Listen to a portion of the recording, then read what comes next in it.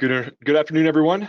Welcome back to part two of our introduction to PCI series. So part one, if you didn't catch it already, and if this is on, if you're watching from YouTube or watching from somewhere else, there should be a link to part one, which was an overview of PCI, the payment card industry, DSS, what is compliance, what does it mean for you, why would you want to pursue it, things of that nature. So if you haven't seen that video, highly encourage you to look at that video. Probably about an hour, or maybe a little bit less, about the same amount as this one. Maybe this one will probably be a little bit less in terms of just content. But great introduction, good primer just to get your feet wet. If you're an organization that's saying, hey, I've heard of PCI, our board mentioned it, my boss mentioned it, what is compliance? What can it do for us? Is it something worth looking into? Highly encourage you to check that out. It'll give you all the information you need to know. So this is part two, which is, okay, we have decided that we are going to look at doing PCI compliance, but what would we need to do to get ready for an assessment?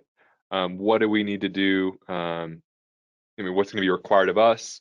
So I'm going to be coming at this conversation if I'm talking to, honestly, if I'm talking to a client as their QSA, as their external assessor, what would I want to tell them? What would I want them to know going into that conversation if if they're looking to become PCI compliant, or at least have us do their assessment?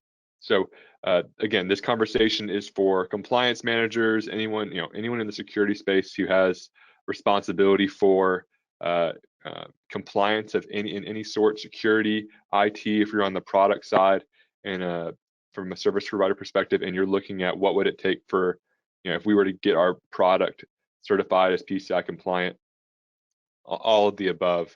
This conversation is just for you. So as an introduction, if you haven't, if you didn't watch our first video, my name is Chris Donaldson. I'm a manager here at Risk 360.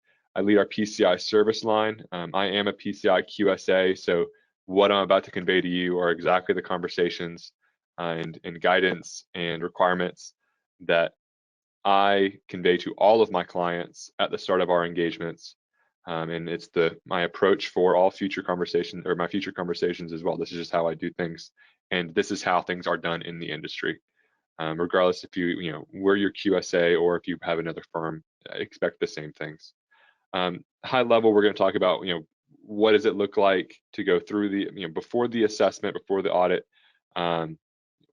What does level of effort look like, and then after the audit, kind of what are some things you should consider. So without further ado, let's say you have gone from, okay, PCI is no longer a theoretical thing of us pursuing. We actually want to look at getting PCI assessed for PCI compliance. But before you do that, I would encourage you to do a little bit of introspection and ask yourself probably two things, right? Is there a way I can make my PCI scope very small? Or is there a way that I can avoid PCI compliance altogether, right? So if you're on the service provider side, you're kind of leaning into this, into PCI compliance. So you're probably not going to want to avoid PCI compliance because that's your value prop to your customers. But if you're on the merchant side, reducing your scope, avoiding PCI compliance can be very powerful ways of keeping your company operating, of staying in business, while minimizing your compliance burden or eliminating it altogether from a PCI perspective, right? So we're talking scope reduction, and I'll go over this in a moment. What are ways that you can do? What are ways that you can make this scope of systems which are required to be PCI compliant and to be assessed for PCI compliance as small as possible, or the processes as small as possible? Or rather, is there an opportunity for us to move everything off of our environment altogether? So if you're a merchant, right, and so just to distinguish, merchants are entities that would actually be on paper as the merchant of record, right?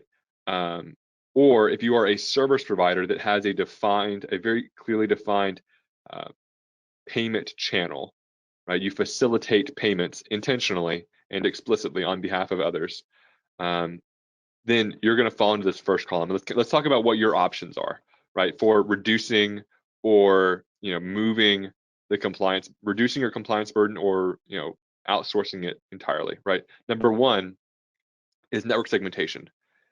So in the absence of network segmentation, much of your environment is going to be in scope. If you recall from the previous video, the rules around PCI scoping are any system that stores, processes, or transmits card data, payment card data, is in scope for PCI compliance. Additionally, any system that is in the same subnet or VLAN, basically on the same side of the firewall, any system that can connect to a system that stores, processes, or transmits card data is also in scope for PCI compliance. So what does that mean? That means that in order for your entire data center, VPC or what have you, to not be in scope, you need to have some security controls, some network layer security controls in place so that system A, which has nothing to do with payment card data, can't connect to system B, which does touch card data or is necessary in that card data lifecycle, or from a technology perspective. Option number two for merchants and payment service providers is what's called point-to-point encryption. There are a couple of major providers in this space, but the summation or the summary of what this is, point-to-point encryption, is it is the encryption of payment card data when it's physically, swiped or inserted into a card reader with a service provider's encryption key that the merchant does not have access to. Great example is FreedomPay is a point-to-point encryption service provider. They provide a validated point-to-point encryption solution. So if you are a retailer, or if you're a retailer and you don't want your entire environment to be in scope for card payments, and the only way you take payments is at a physical retail store, or in a physical retail store where a customer either swipes or keys in their card number into a PIN pad, then having point-to-point encryption where that card data gets encrypted, when it's swiped or when it's read from the EMV chip or when it's keyed in, is encrypted all the way through your environment, and the only entity that can decrypt that card data is FreedomPay. That removes a lot of your environment from PCI scope because you actually don't have access to that card data, and the PCI Council has said that point-to-point encryption is a valid scope reducing technique, provided certain criteria are met. Page integrated encryption is a very similar way of doing things. There's no validated standard for page integrated encryption, but there seems to be one emerging a bit more informally through conversations with acquiring banks. Page integrated encryption is a very similar concept to point-to-point encryption when it comes to card present transactions, but page integrated encryption is for e-commerce transactions. And page integrated encryption, what's going to happen is your card number is going to get encrypted in the browser with a third-party encryption key, and the encrypted data is going to go through your environment encrypted in a way that the merchant does not have the ability to decrypt. So it's essentially point-to-point encryption, but for e-commerce transactions.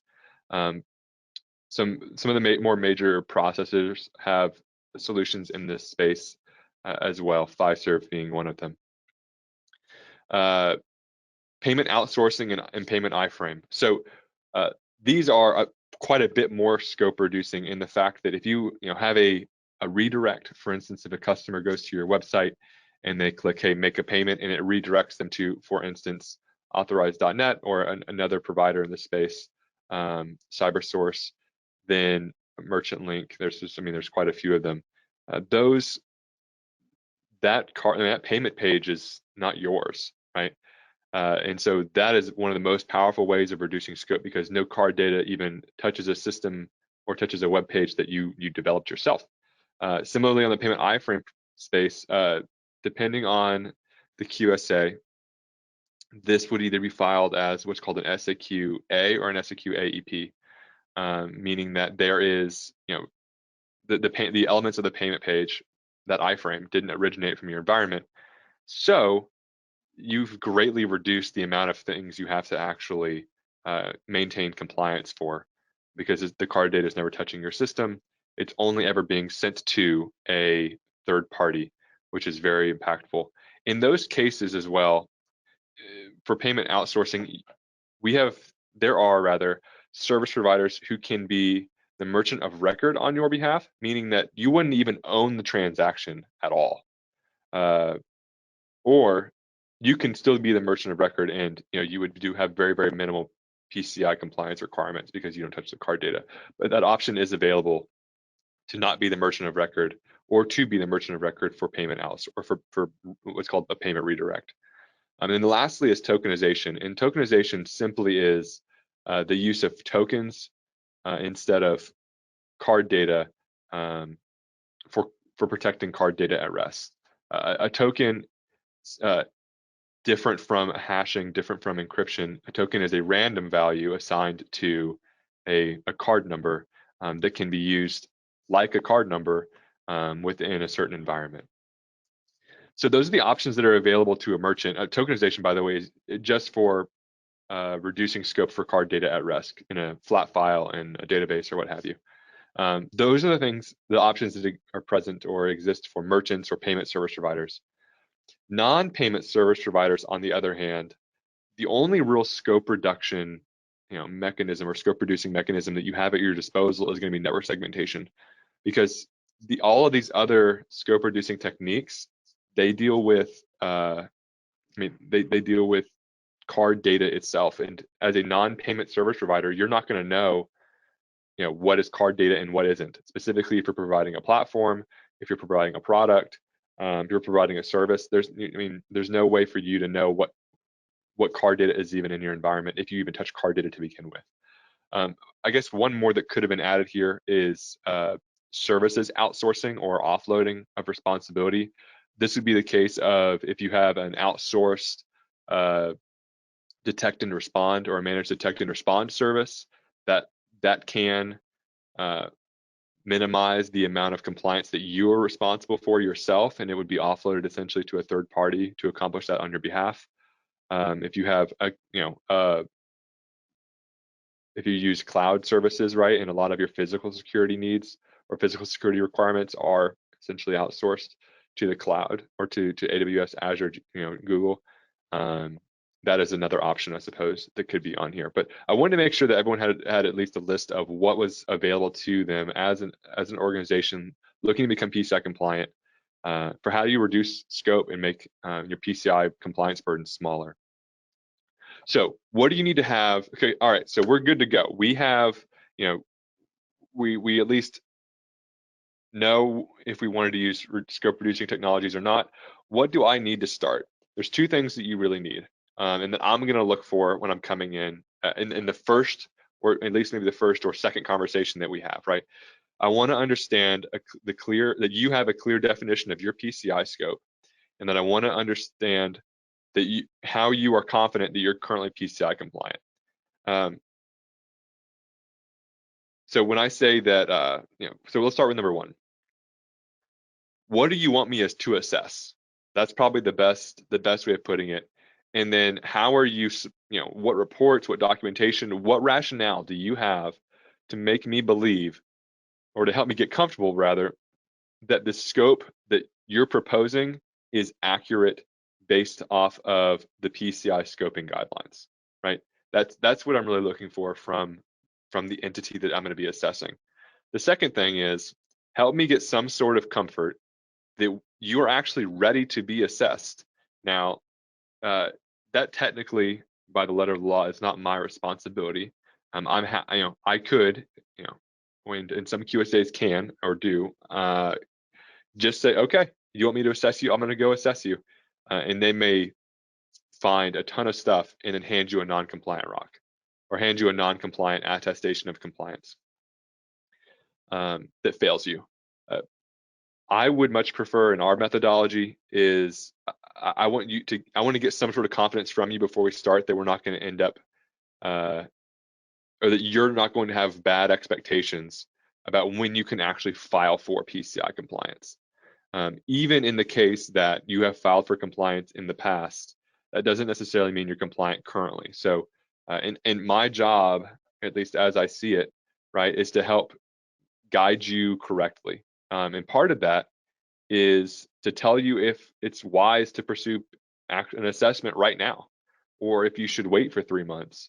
Obviously, that's the entity's prerogative, but I don't want to lead you to believe that at the end of our assessment you're going to be found to be compliant if there's no basis to do that. So because I do have to assess based off of what I find, and I want to set expectations accordingly. So what I'm going to look for and what I'm going to ask for are the policies, artifacts, reports, things that are system generated that are going to tell me there's no glaring PCI compliance problems. Second thing is, and this is as we get rolling, is what did you do a gap assessment or a readiness assessment yourself? How do you have confidence that you're ready, that we're not going to find stuff? Because if we're going to find things, then I don't see a reason for us to begin this assessment, right? Unless you are knowingly looking for a non-compliant rock. So now let's go down the rabbit trail of, okay, what if you don't have one of those or both of those, right? So if you don't have an understanding of your PCI compliance scope, right? Let's just start there. I guess my next question would be to you, okay, then do you have data flows or network diagram? Do you have an asset inventory of your PCI related that are PCI related? If so, then the scoping activities should be relatively straightforward. If done by a PCI practitioner, this can be an AQSA or a QSA. AQSA is just an associate QSA, or an ISA, right? So they should be able to accomplish that 8 to 12 hours. If you don't have any of those skills on your team, then you're gonna need to find those skills somewhere. On the other hand, if you don't have data flows, network diagrams, asset inventories, then you're going to have to source the investigation and drafting of those things, and then the scoping, either internally or externally. You're going to need to get it from somewhere. In particular, you're going to need to find resources with both the capacity to do the job as well as the capability to develop those artifacts, and then the expertise on top of that to tell you what the scope is, right? Or if you have the expertise, then to hand it back to you so you can determine what the scope is. But I would just plan for that. In addition to that, if you only understand scope, but you have no idea if you're compliant currently, then what we recommend typically is a PCI readiness assessment. And this is simply going to tell you what are your compliance gaps.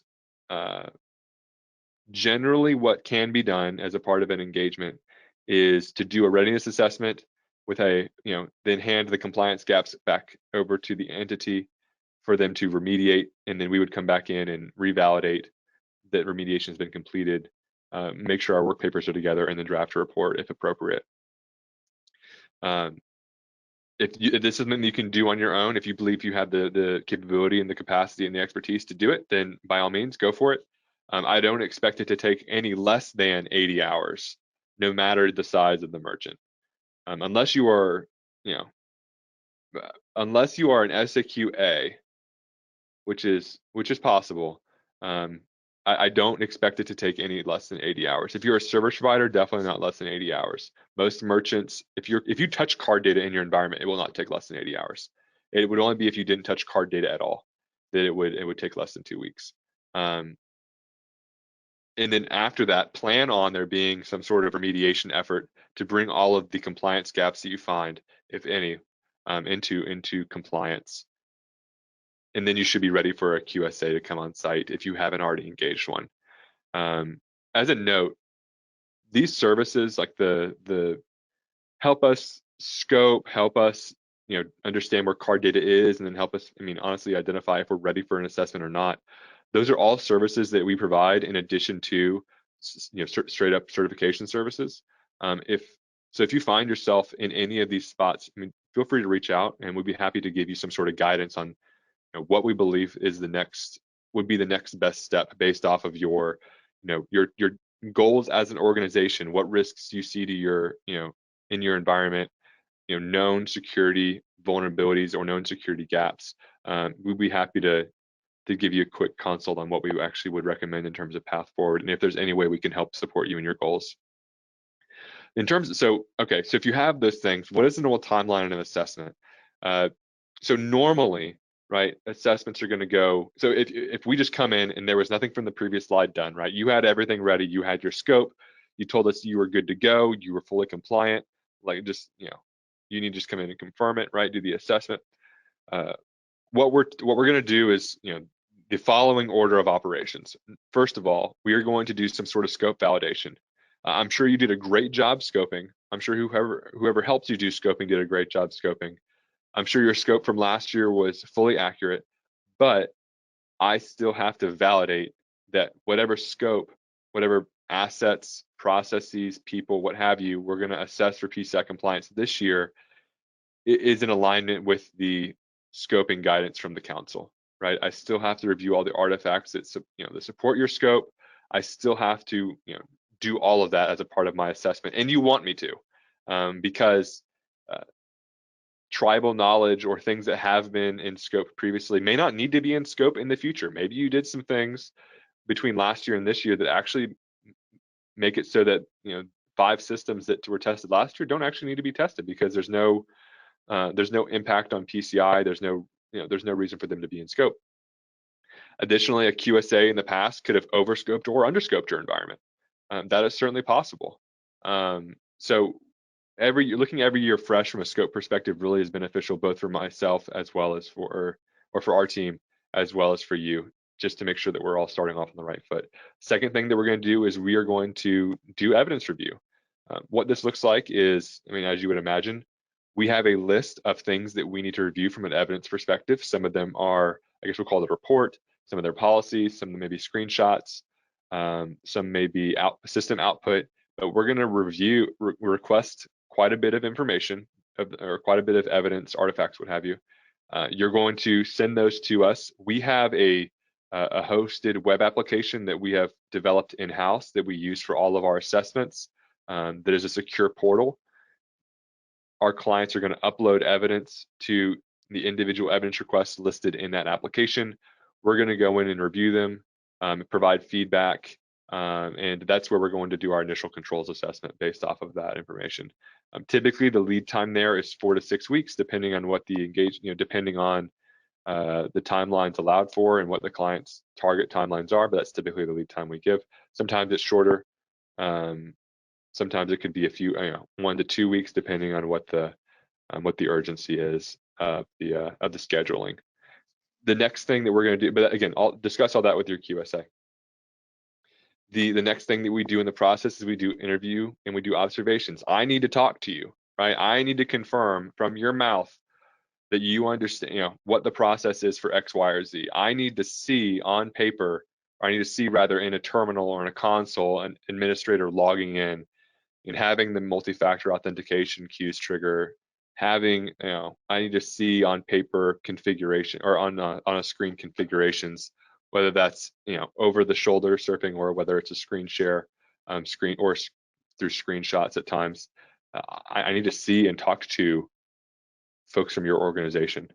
I would plan on there being on the lowest end 5 meetings, probably on the higher end 10 to 15 meetings of different lengths to do this sort of observation and interview.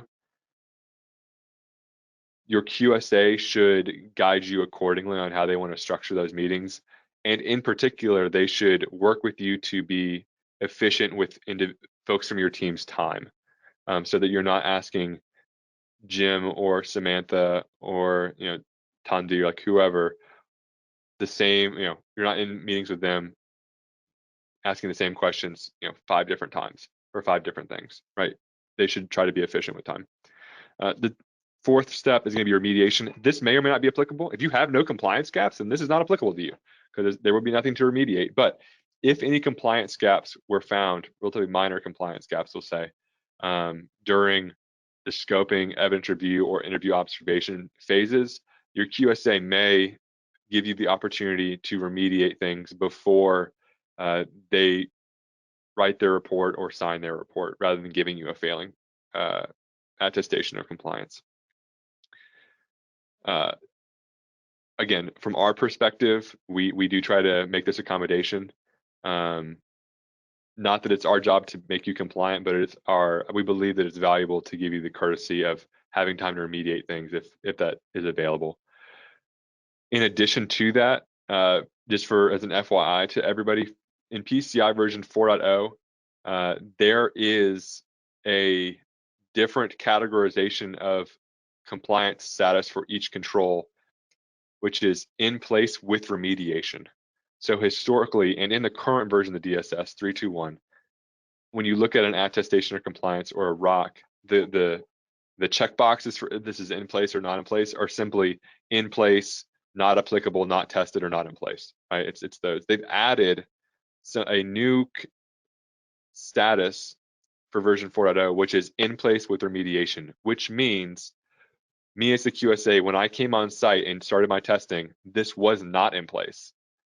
Password settings were set to 4 characters at, or minimum required is 4 characters versus 7 or what have you. And over the course of the assessment, or prior to me signing and finalizing the attestation of compliance, the entity remediated that. So so entities are going to have to disclose that information, or at least disclose it was not in place when the QSA got here, but it was in place by the time they left. They will have to disclose that in the future. So that's just to let you know that is coming, for better or for worse. Last stage is going to be reporting. In the reporting phase, it's pretty self-explanatory. This is where we draft all of our official PCI reports, which are going to be the ROC, which is the report on compliance, as well as the attestation of compliance. Again, attestation of compliance is essentially a summary of your report on compliance. Current version of the DSS, the report on compliance is about 200 pages, maybe filled in. The template's 200 pages, probably filled in it's 250 to 300. The attestation of compliance, just the template, is probably, I don't know, 12 to 15. I don't remember off the top of my head, but probably 12 to 15 pages. It's just a summary, right? And it's the thing that you're going to share with your customers if you're a service provider, or maybe the thing you share with the bank or what have you. But it's the short compliance document that's signed by the QSA. So during the audit, here's what I would just recommend in terms of budgeting time. So assuming you had everything in place to start with, right? Assuming you had all of your stuff together, what is going to be required of you during the PCI assessment, right? So number one, expect executive leadership to have 2 to 4 hours carved out. This is for kickoff, this is for any escalations, and then this is for readout at the end. Expect your security or GRC team to be involved 20 to 40 hours. Expect your IT, product engineering, your SREs, whatever your IT team to be involved, probably 40 to 60 hours, and then expect that HR, legal, facilities, depending on their responsibilities and how you have it organized, I would probably say no more than 8 hours involvement from them. What does time involved mean? It means sitting in a walkthrough. It means gathering evidence to be communicated to the QSA. It means working on, this is not including remediation, by the way. If you have remediation, obviously these numbers all change and go up. But this is, you essentially communicating, yes, this control is in place. Here's why, to the assessor. What I would also recommend during the assessment, and this is my take this as for what it's worth. The most successful assessments in PCI relationships are the ones where there is actually a relationship between the QSA and the entity, right? Whether it be a merchant or a service provider. While we are doing the assessment, we ultimately want you to be successful. That's what we want. And so helping us, giving us insight, giving us visibility, helping us know in the off cycle, and we'll talk about this in the next presentation about maintaining a PCI program. But in the off cycle, looping us in if you have significant changes so that we can be prepared and plan accordingly. Working with us when we it seems that we've found a gap, either to explain to us why, or help us walk through why this is not a gap, or helping understand from us what our expectations are in terms of what compliance look like. All of that helps form a very good relationship, and that's what we want. That helps your program be very successful, and that helps us better support you in your PCI compliance journey. We would also encourage you, at the end of the day, this is your compliance, right? It's not our job to make you compliant. It's not our job to show you that you are compliant. It's your job as the entity being assessed to prove to me that you are PCI compliant. That is essentially what an assessment is. So putting the burden of proof or the burden of proof on me for making a control be in place is not how this is supposed to work, and nor is it how we operate. And lastly, let's talk after the audit, right? So like I said, that relationship with the assessor is super important. So let us help you and work with us to get on-time report delivery. Like if we have not communicated expectations, or if your QSA has not communicated expectations in terms of when the report should be done, make sure that they give that to you. Make sure that all the parties involved understand what's next between now, right, the time after when you finish the assessment, and the time you come back around to do next year's assessment. Go ahead and get your assessment scheduled for next year. That way you can have the time slot you want in the QSA's assessment calendar, and you also have a very clear expectation of when things are going to be required from you. Based off, I would rely on the schedule this year to be very similar for next year. And then lastly, this is a big win, right? So if this is your first year being PCI compliant, celebrate the win. Like it's a huge accomplishment to become PCI compliant, to have it be certified your first time. It's a big accomplishment to maintain a compliant program year over year. So celebrate the win with the team, and make sure that everyone is appreciated for the hard work that definitely went into making it possible. So with that's essentially, end to end, how we would recommend getting ready for a PCI assessment and how assessments work. Obviously, there's a lot more details into how things, how different things work, what's the best, move here or there, how to handle certain situations. But on the whole and in summary, that's what I would recommend that if you were my client, before us going into assessment year one. So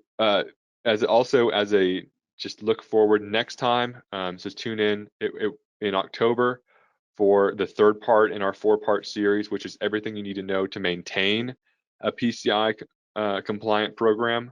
We'll go into a lot of details about the ongoing compliance requirements, what we recommend, how we recommend doing governance, things of that nature. So that's definitely something that you don't want to miss. In particular, if you just finished your PCI assessment and you're thinking about, okay, what do I do between now and our next year? How do I keep my program going so that we don't have a bunch of findings next year and undo all the wonderful work that me and my team did this year to get compliant? So I'm really looking forward to having that conversation with y'all and giving y'all my thoughts there. So with that, Corey, we can go ahead and that's what I had prepared.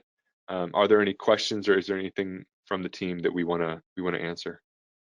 Yeah, so actually we have 3 questions in, and everybody online, if you have any questions, please feel free to submit them.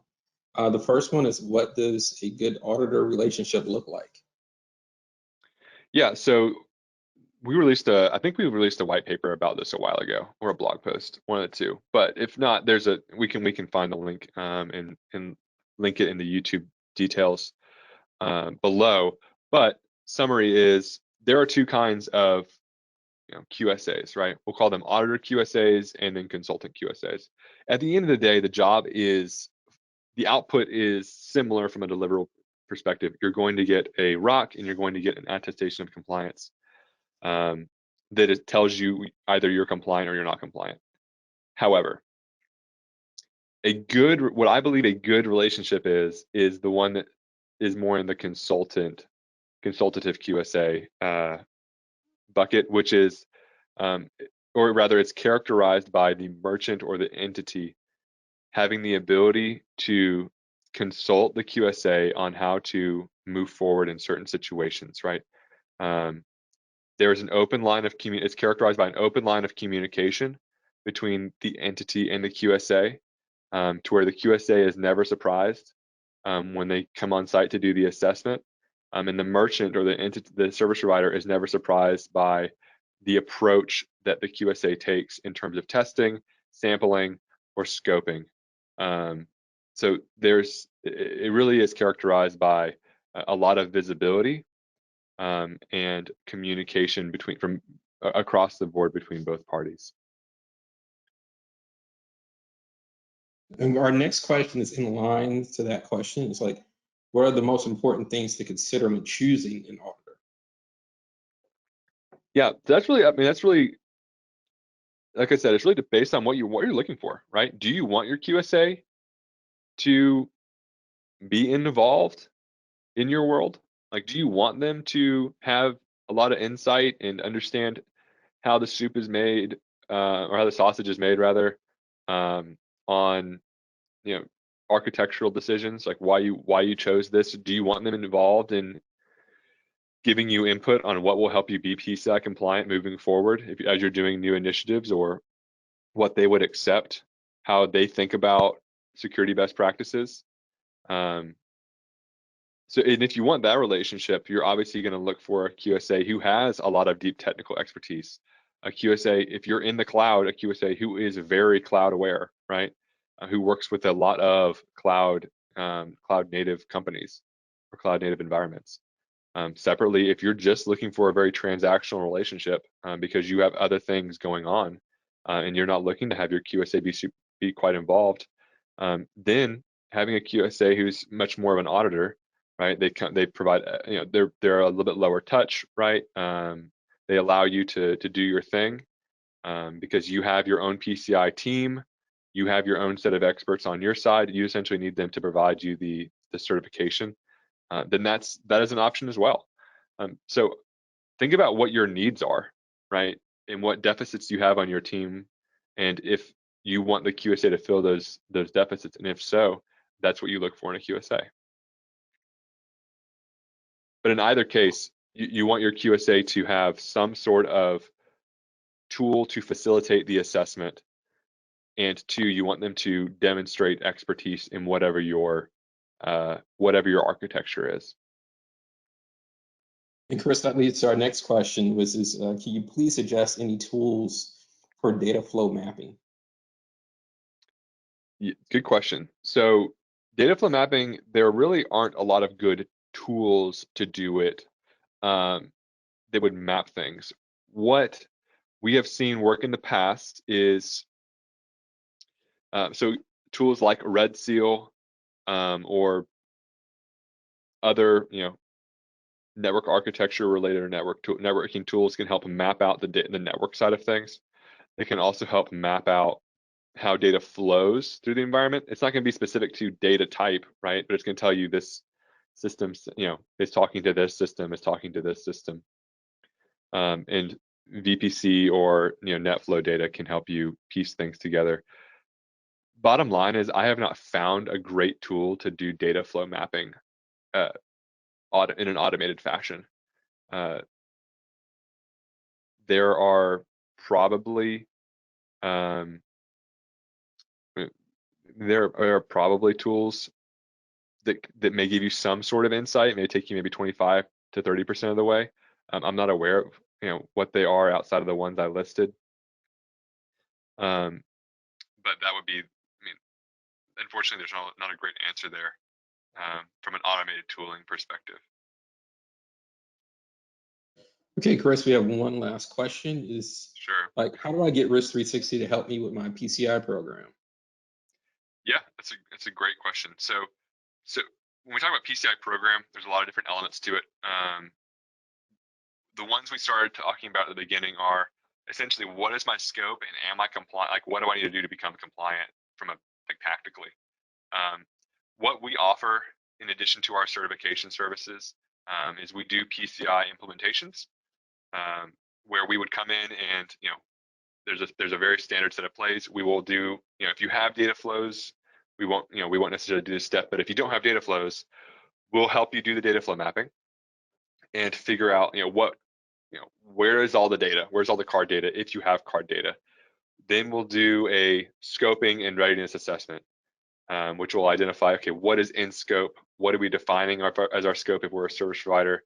And then where do I stand with compliance currently? We can then help facilitate the remediation of things to a degree, depending on what you're looking for, from light advisory to full remediation management. Basically everything about hands on keyboard.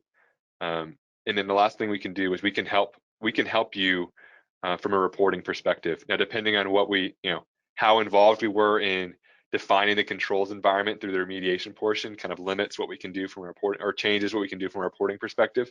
But from an implementation perspective, we can facilitate that end-to-end process for you, depending on what you're looking for.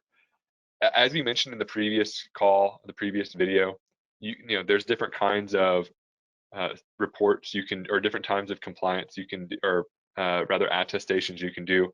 You can do a self-assessment where you are the entity is the signatory on the attestation of compliance in the SAQ, or if you do a ROC, obviously it would be a third party. You need a QSA to sign that. Depending on how if you're level 1 or level 2, and if you're doing a SAQ or a ROC, kind of tells us the degree to which we can support and how we can support. But either way, we can, if you are looking for a guide or a commander to run things, we can play anywhere in that space to help you accomplish your PCI goals. Cool.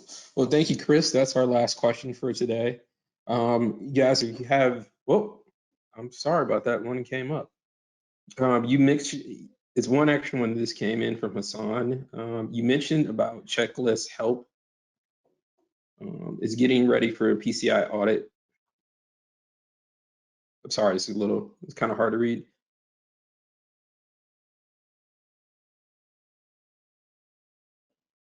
I guess the question is do you have a checklist that can help us with our PCI audit? Let me go back to the slide. So a checklist that help you get ready for PCI audit. We don't. I'll have to go check if we have one. If not, I definitely think that would be valuable for organizations to have. So that's. I can go look, and if we have one, we'll link it in the description, or we'll send it out as a part of follow up to this webinar. And if we don't have one, I think that's something really good we can put together for both our clients as well as for individual or for entities looking to become PCI compliant. So a good question. I don't have anything immediately to link for you, but it definitely gives me something to go look for or develop if we don't have it. Yep. Well, Chris, that's it for our questions. Just thank you for your time today, and thank everyone for joining. This video will be on our YouTube channel in the next couple of days, and if you're interested in watching part 1, you can come to our website. It's on there, and it's also on our YouTube channel. Thank you very much. Goodbye. Thanks, everyone.